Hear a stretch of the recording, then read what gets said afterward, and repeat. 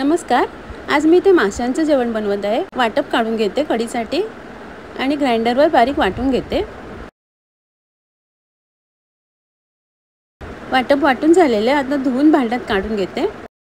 इथे एक शेवग्याची शेंग घेतलेली आहे कापून आणि 2 भेंडी घेतलेली आहेत नवदारी, ती कापून घेते।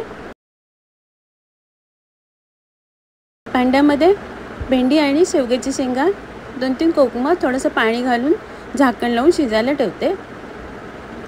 थोड्या वेळाने झाकण काढलेले आहे। भेंडी शिजलेली आहे, त्यात वाटप घालते। बारीक चिरलेला कांदा आणि हिरवी मिरची घालते, मिक्स करून घेते आणि वाटपाला उकळी काढून घेते। त्यात साफ करून धुवून ठेवलेली कोलंबी घालते। चवीप्रमाणे मीठ घालून कढीला उकळी काढून घेते। कोलंबी शिजलेली आहे।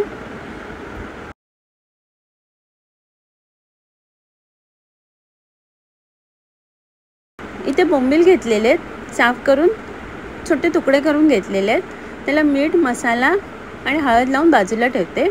इथे भांड्यात उभा चिरलेला कांदा घेते आणि तेल घालून कांदा परतून घेते। कांदा परतून झाल्यावर आले लसूण पेस्ट घालते। आले लसूण पेस्ट परतून झाल्यावर टोमॅटो आणि हिरवी मिरची घालते आणि टोमॅटो नरम होईपर्यंत शिजवून घेते। थोडेसे मीठ घालते। टोमॅटो शिजलेला आहे, वरून हळद आणि लाल मसाला घालते आणि 2-3 कोकम घालून मिक्स करून घेते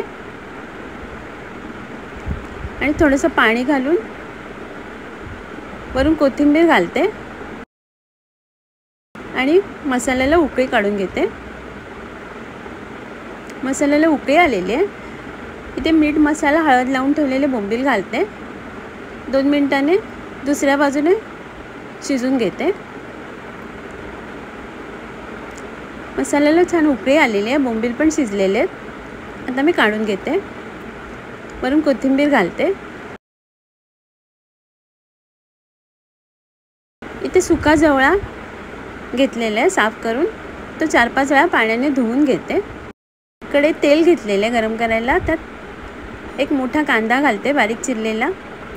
कांदा परतून झाल्यावर त्यात आले लसूण पेस्ट घालते आणि परतून घेते। थोड्या वेळाने एक टोमॅटो आणि हिरवी मिरची घालते आणि झाकण लावून टोमॅटो शिजायला ठेवते। टोमॅटो शिजलेला आहे, थोडंसं पाणी घालते, मिक्स करून घेते आणि लाल मसाला, हळद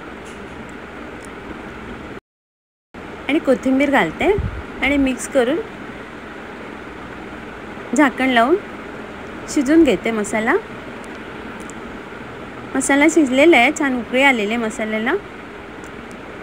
त्यात साफ करून धुवून ठेवलेला सुका जवळा घालते, 2-3 कोकम आणि चवीप्रमाणे मीठ घालून मिक्स करून घेते आणि झाकण लावून शिजायला ठेवते। झाकण काढलेलं आहे। आता ओलं खोबरं आणि कोथिंबीर घालते आणि पुन्हा एकदा वाफ काढून घेते। झाकण काढलेलं आहे। सुक्या गालमाचा किसमूर तयार आहे।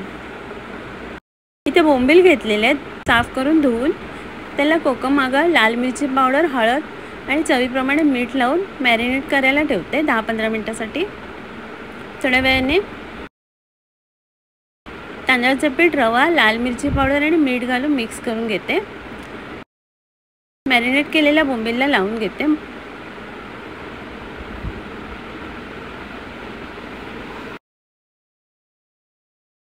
तव्यावरती तेल गरम करायला ठेवले, त्यात बोंबील फ्राय करायला ठेवते। 2-3 मिनिटांनी दुसऱ्या बाजूने फ्राय करून घेते।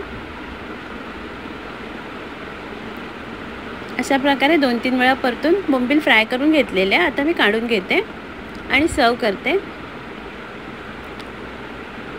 आजचा व्हिडिओ पाहिल्याबद्दल खूप खूप धन्यवाद।